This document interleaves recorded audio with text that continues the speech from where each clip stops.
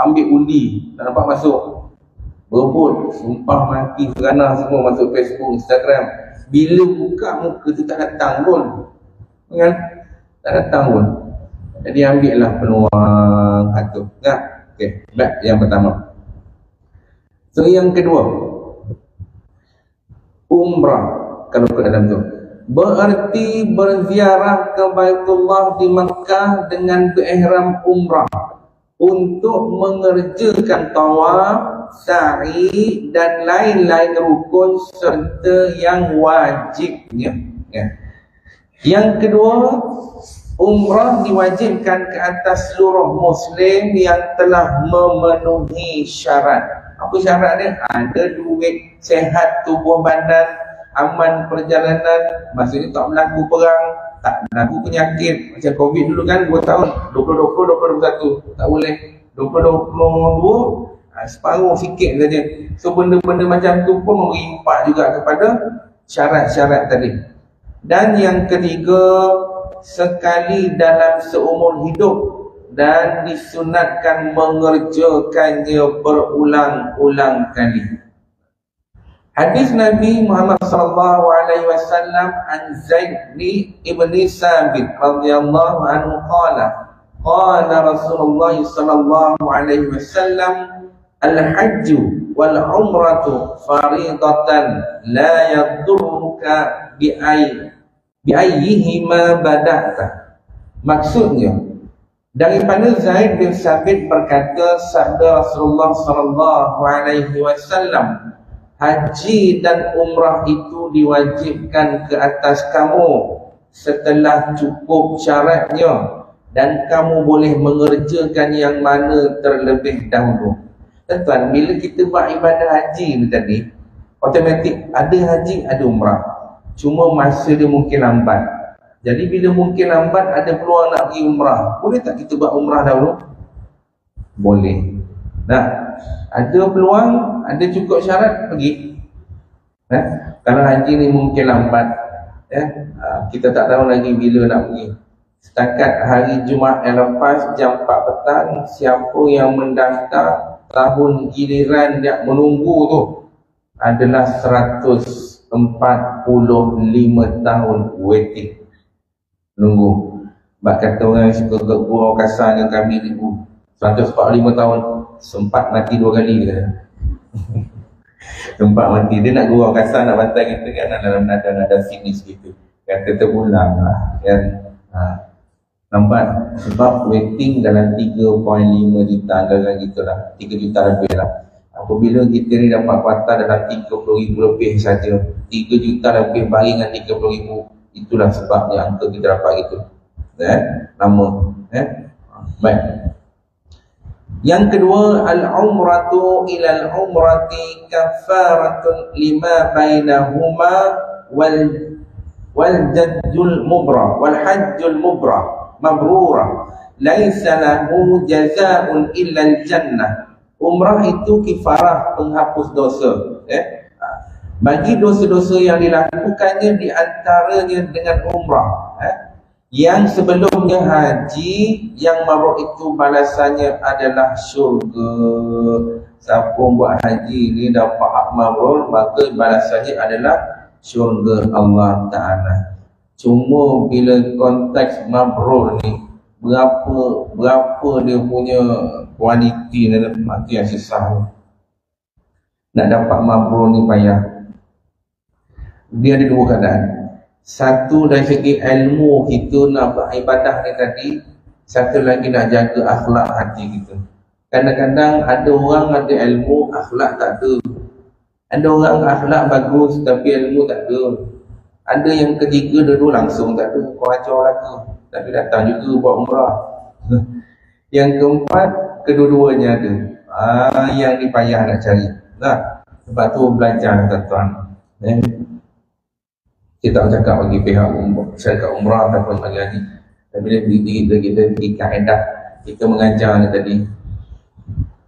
Banyak orang buat umrah, banyak orang buat haji, tetapi ilmu yang ada pada dirinya tak cukup.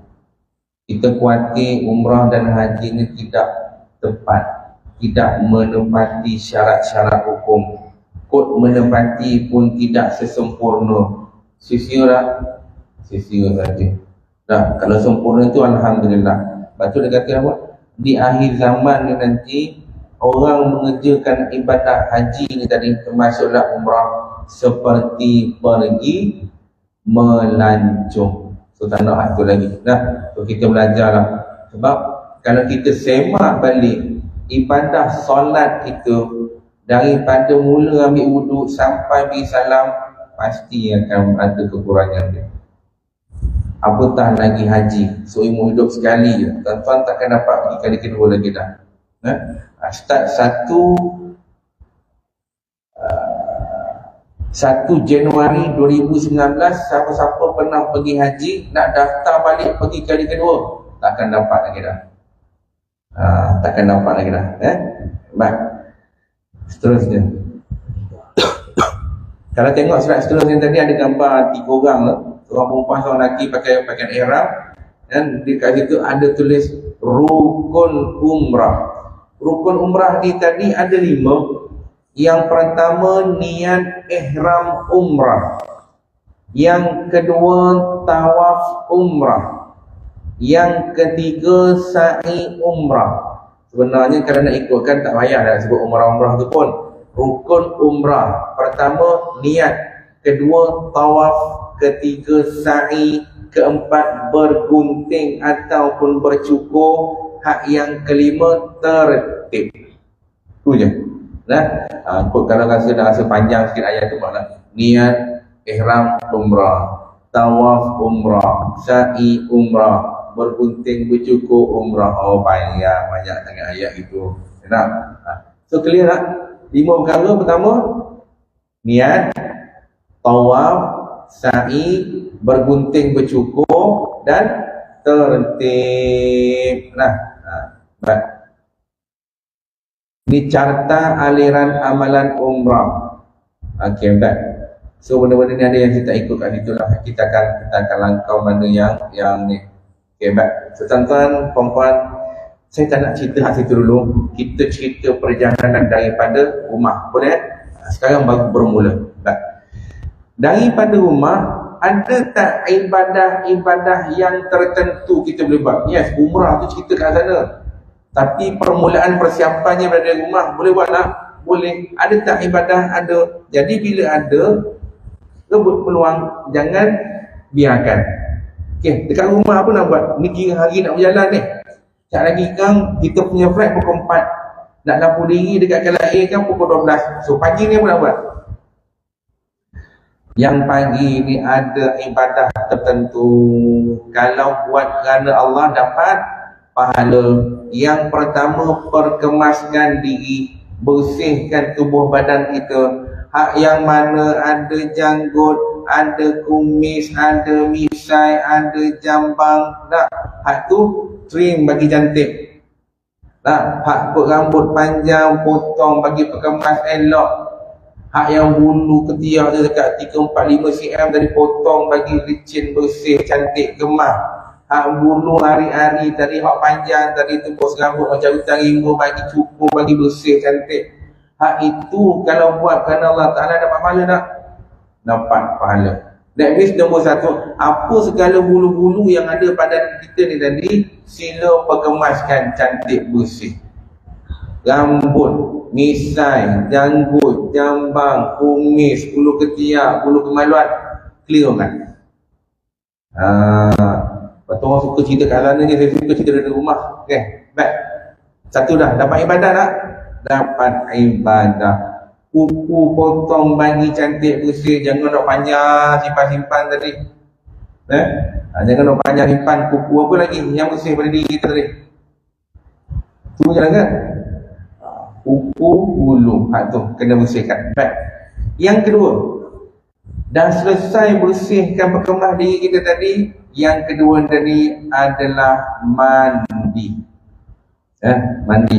Kalau tuan-tuan belajar, dalam kitab Kifayatul Mu'tadi, mandi ni tadi setiap hari pun dapat pahala. Bukan mandi wajib. Mandi ni tadi ada 3 kategori. Satu, mandi wajib. Satu tadi mandi sunat, lupa, sunat muakkad. Yang pertama mandi status wajib, yang kedua mandi sunat statusnya sunat muakkad, yang ketiga mandi sunat ghairu muakkad. Lebih penting lah kan. Yang pertama mandi wajib tu hak 5 lah, kerana mandi jima, haid, nifas, wiladah. Hak yang kerana yang sunat muakkad, mandi sunat Jumaat, mandi setelah memandikan jenazah. Hak yang ketiga ni tadi ghairu muakkad, dituntut juga sunat tapi tak ghairu muakkad, tidaklah muakkad apa? Mandi bagi menghilangkan bau dan kotoran badan. Aku mandi kerana nak bersih dan tak nak bau, kerana Allah Ta'ala setiap hari dapat tak? Simple je. Dalam arti aku mandi ni tadi nak bagi bersih dan hilang bau badan, kerana Allah Ta'ala. Satu hari 2 kali kita dapat pahala free. Pagi nak mandi tadi dapat pahala free, kan petang ke dapat pahala free. Saya silakan ada setengah orang ni sampai tengah hari pun nak mandi 3 kali dapat pahala free. Pernah lihat macam tu tak? Ke berapa setang dengar? Berapa setang dengar tak? Niat untuk bersih dan menghilangkan bau, settle. Yang tu kita buat, dapat dah pahala satu. Pahala yang kedua pun dah, sahaja aku mandi sunat safar. Safar ni perjalanan. Musafir orang yang melakukan perjalanan secara am je lah. Ya tak? Kita nak jalan jauh ni, melebihi daripada 2 marhalah. 2 marhalah ni jauh mana? Saya kalau ada slide, saya jalan-jalan ni tak ada slide kat sini je kan. Jadi tak boleh jalan duduk sini, boleh tuan-tuan dengar lah. 2 marhalah bersamaan dengan 81 km ke atas. Kita nak pergi ke Mekah ni tadi, seingat saya lah, kalau silap tolong betulkan lah. Masa kita naik flight, dia ada tunjukkan nyatakan itu Jeddah Malaysia, perjalanan udara 16,600 km. So, lebih nak daripada 81 km? Lebih. Bila lebih, ada satu lagi ibadah yang boleh kita buat, iaitu mandi safar, mandi perjalanan. Tak kira lah tuan-tuan nak pergi haji ke umrah ke, nak pergi jalan-jalan holiday kat sini ke, nak boleh dapat buat, sebab kita jarang nak buat kan. So dari segi hari ni, kalau dari segi umrah kita boleh buat, dari segi jalan jauh kat Malaysia pun boleh buat. Selepas mandi bagi bersihkan diri dan hilang bau, mandi safar. Sahaja aku mandi safar kerana Allah Ta'ala. Nak sebut sunat ke? Silakan. Dah memang safar sunat, mandi diri. Sahaja aku mandi sunat safar kerana Allah Ta'ala, dapat pahala yang kedua. Nampak? Selesai. Dan andai kata tuan-tuan daripada Malaysia terus masuk ke Mekah, sebab umrah ni ada 2 keadaan. Umrah ni tadi perjalanan total untuk keseluruhan hari hanya 12 hari sahaja. Sekarang kalau dulu 15 hari ya, pergi balik 17 hari, sekarang 12 hari je. Sehari pergi, sehari balik. Tolak 2 tu tinggal 10. 10 ni pula ada setengah daripada syarikat, dia buat 7 Mekah, 3 Madinah. Ada 6 Mekah, 4 Madinah.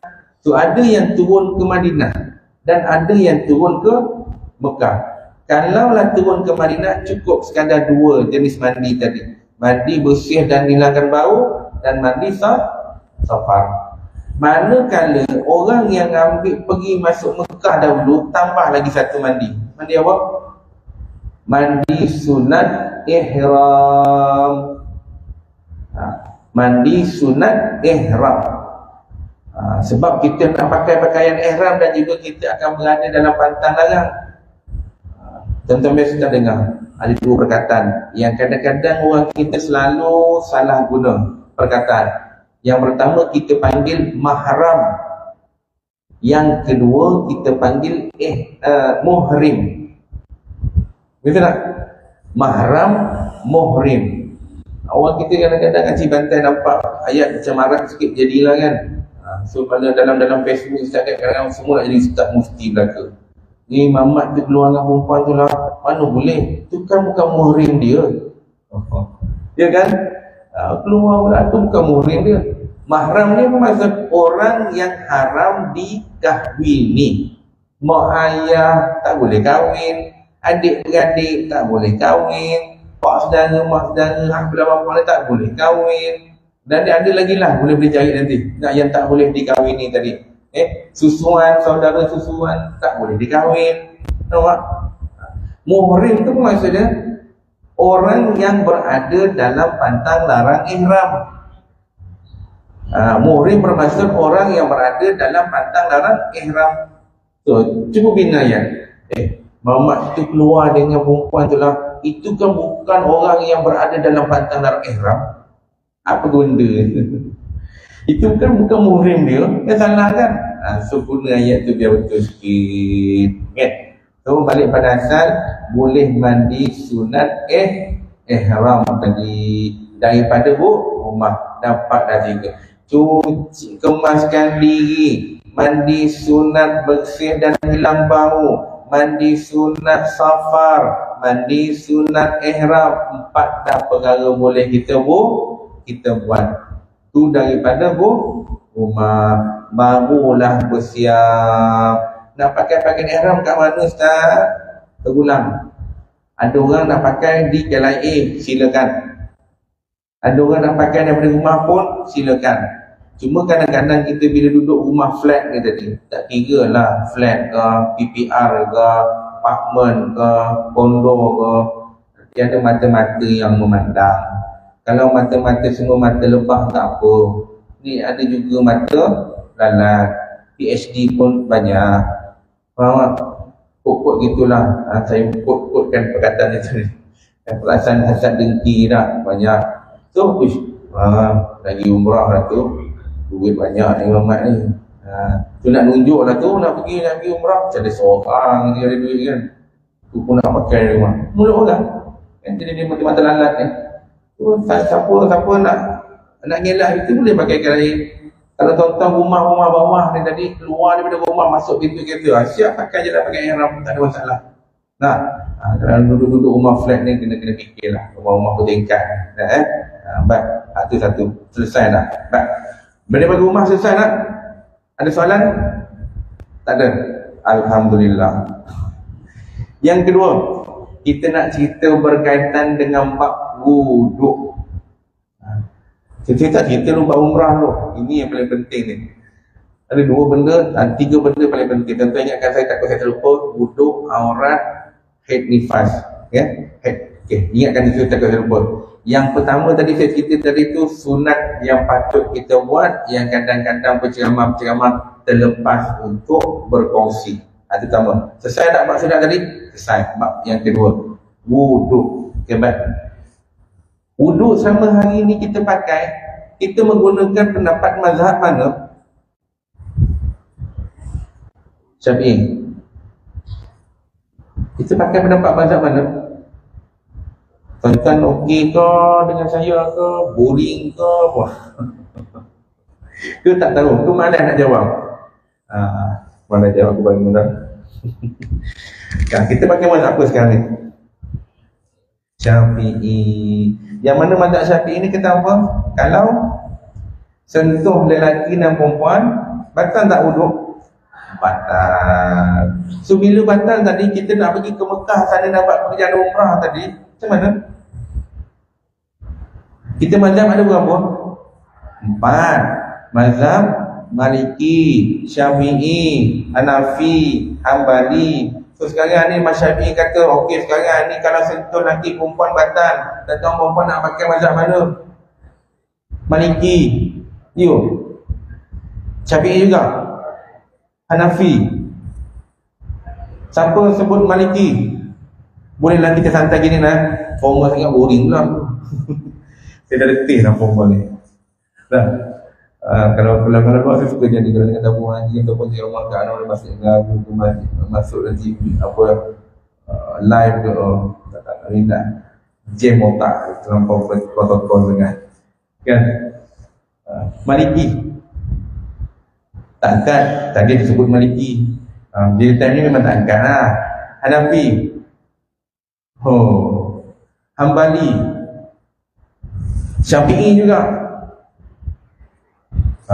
Saya tak pasti yang kat tangan Syafi'i ni dia dah tahu ke ataupun dia tembak je ke kan. Pakai mat lagi ni. Tuan-tuan tahu tak? Okey, rukun boleh kita sampai 12 setengah boleh dah Okey, mat. Rukun wuduk dalam mazhab Syafi'i ada berapa? Ini tak lepas, tak payah cerita umrah lah. Ini tak lepas, jangan cerita umrah. Sebab umrah tu akan bermulanya ibadah, wajib ada wuduk. Wuduk tak lepas, macam mana nak cerita pasal umrah? Rukun wuduk ke apa? Ada sebut 6, ada yang ada. Okey, baik. Bila dah tanya 3 kali memang jawab sendiri lah. Rukun wuduk ada 6. Pertama, niat basuh muka, basuh tangan, sapu air di kepala, basuh kaki. Yang keenam, tertib. Itu dalam mazhab Syafi'i. Tuan-tuan tahu tak apa perkara yang membatalkan wuduk dalam mazhab Syafi'i? Ada 5. Yang pertama, apa dia? Keluar salah satu daripada kemaluan hadapan ataupun belakang dalam bentuk cecair, pembejal ataupun gas. Faham tak tu? Yang kedua, menyentuh kemaluan. Tak kira kemaluan sendiri ataupun kemaluan orang lain. Biasa kalau sentuh kemaluan lain memang dapat menampar kan. Kau pahal sentuh aku punya pula, kata kan? Kemaluan sendiri lah. Macam mana dia kemungkir kemaluan sendiri pula? Kau dah ambil wuduk, pergi pakai solat dalam. Salah ijaz, salah parking, nak betulkan balik, sentuh. Batal tak? Batal. Bunyi agak macam tak senonoh, tapi kena cerita juga. Sebab ini yang berlaku kan, terselit sana, terselit sini, salah parking semua nak betulkan, touch, batal wuduk. Nampak? Ataupun dia ada wuduk, dia tukar mandi jenazah, cucilah telur orang apa ni kemaluan tadi tengah mandi pun batal wuduk juga. Atau dia mak ayah dia ataupun cucu atuk nenek nak tukar pampers anak ataupun cucu, tersentuh, batal juga. So benda tu banyak, jangan sentuh kemaluan orang lain. Okay, sentuh kemaluan. Yang ketiga apa? Bersentuh antara lelaki dan perempuan yang bukan mahram ke muhrim? Mahram. Jangan sekali disebut perkataan muhrim. Muhrim orang yang berada dalam pantang larang ihram. Batal tak wuduk? Batal. Kalau budak-budak belum balik, sentuh batal tak? Ini yang banyak salah dalam masyarakat kita. Okay. Ya, ada orang ni tak masjid kan tak ada apa-apa dah. Okey, begini. Ambil satu ilmu hari ni. Tadi pun saya baru mengajar. Sebenarnya saya mengajar kitab tak lama begini. Sentuh lelaki dan perempuan yang cukup umur batal. Total, confirm. Yang tak cukup umur, Amis maksud dia yang perempuan tak keluar haid, yang lelaki tak keluar mani. Okey, budak-budak lagi. Batal tak? Dia ikut keadaan. Kalau budak-budak tadi dia tidak ada satu, budak dan janda, budak form 1, form 2 sekarang yang bertubuh besar, kadang-kadang kita nampak yang agak mature, walaupun tak balik, ramai orang kata, dia ni dah boleh kahwin dah. Ataupun kita ada perasaan terhadap dia. Ada kan? Sekarang budak-budak tertentu yang memang besar dan mature, padahal dia tak balik lagi. Kebanyakan kepada ustaz-ustazah, cikgu-cikgu belaka kan, dia berada dalam keadaan wuduk, ada satu-satu program majlis, so anak murid pun datang salam, cikgu, okey kita balik dulu ya, assalamualaikum, dia pun balik. Ustazah kita balik dulu ya, assalamualaikum ustaz, ustazah pun salam. Sebab cikgu ataupun ustaz-ustazah beranggapan itu anak murid, takkanlah ada perasaan gairah pula kan. Dan dia pun budak lagi tak balik, tapi tubuh besar. Pandangan masyarakat mengatakan dia boleh kahwin, kita pun salah, sebenarnya batal. Ada cikgu dalam ni, ingat, alert sikit untuk yang biasanya darjah 5, 6, form 1, form 2, form 3. Dan limit dia sampai form 3 je. Form 3 you tak keluar pun tetap batal juga. Sebab dia dah kira balik. Kena ingat, makcik-makcik, pakcik-pakcik dalam ni, oh ada anak buah balik raya, balik datang ziarah. Kita tahu dia tak balik, tapi salam. Kita tengok dia ni, kalau ikut badan, orang anggap dia dah boleh kahwin. So kita pun salam, tak pula boleh salam dia balik. Batal. Itu pun tak clear kan. Nombor, dah berapa dah? Orang dengar yang tulis, tanya tak jawab. 3. Yang keempat apa? Hilang akal. Yang kelima, tidur. So kita tak pergi bicara tu. Okay, back itu. Tuan-tuan tahu tak? Bila kita tukar kepada mazhab lain, rasa-rasa wuduk kita tu sah ke ataupun tidak? Baik, dengan elok. Dalam mazhab lain saya tak rincikan mazhab ni macam mana, mazhab ni macam mana. Itu terlampau detail, lama sangat. Dalam mazhab lain, tiga lain, bismillah itu wajib. Nak angkat wuduk dia buka bismillahirrahmanirrahim, wajib. Tak baca bismillah maka tiada wuduk. Dalam mazhab Syafi'i bismillah wajib tak? Tak. Dah satu dah kita out. Dah terlanggar dah. Tukar mazhab lain bismillah tak baca. Dah tak ada lah. Dan dia buat solat, dan dia buat tawaf, memang tak ada. So jangan simply nak tukar mazhab lain. Sedangkan kita tak tahu cara nak ngesahkan dia, cara batal dia tak tahu. Kemudian basuh tangan wajib, kumur wajib. Basuh tangan kita sunat, bismillah sunat, basuh tangan sunat, kumur sunat. Kumur pula ada dua kanan, satu kumur sunat kita buat, tu buang. Satu lagi dah lah sunat. Dalam sunat ada sunat. Kita ambil air, kumur, tegak sikit, buang. Orang tengok geli yang lambat ni, kan? Pergi masjid India, pergi masjid Pakistan, teman-teman duduk, dah lah mudah kita bergeli, kena gecik kaki kita. Lagi nak kaki dia kan, lagi geli. Itu juga wajib. Masuk air ke hidung wajib. Kita masuk air ke hidung sunat ke wajib? Sunat. Apa lagi yang wajib? Kita ambil air, sapu air di kepala sikit je, sikit sapu dekat kepala. Dia ada dalam, sorry saya tak ingat Maliki ke Ambani atau apa, dia ambil air kena dua tangan, start dari sini basuh satu kepala, tolak ke depan, tolak ke depan balik, tolak ke belakang, tolak ke depan. Kita buat macam tu tak?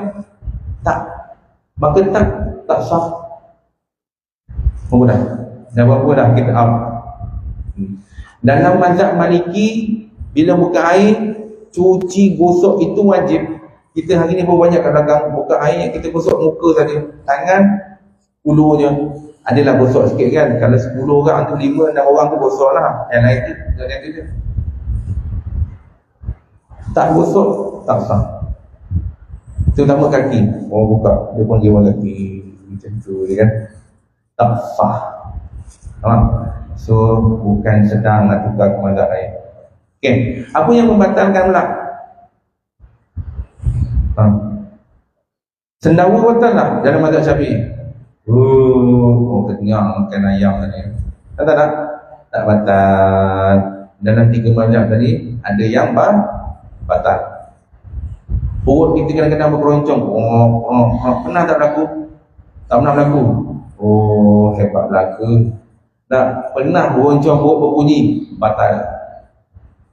Gusi berdarah, batal. Sentuh unta, batal. Makan daging unta, batal. So nak tukar ke? Disebabkan itu dalam mazhab Syafi'i ada 3 benda. Pertama, fatwa dia keluarkan keputusan pertama, sentuh lelaki dan perempuan tak batal selagi tidak timbul syahwat. Selesai? Kemudian dikeluarkan pendapat yang kedua, yang kemudian yang menyentuh batal, yang disentuh tak batal. Ambil tu je lah, nanti balik bersama kat Google, YouTube, semua boleh cari balik kat itu. Kita tak cerita panjang kat sini. Dan yang ketiga, barulah dikeluarkan pendapat yang kita guna pakai hari ini. Yang ketiga, apa dia? Sentuh lelaki dan perempuan batal. Tak kira lah isteri ke, suami ke, ada syawal ke, tak ada syawal ke, tetap batal. Dua klaim, tu suami saya kot, tu isteri saya kot, batal celah mana? Celah buku lah, kau tak belajar. Gitu kan? Boleh tak? Maka kita gunakan pendapat mazhab Syafi'i yang nombor satu, yang sentuh antara lelaki dan perempuan tak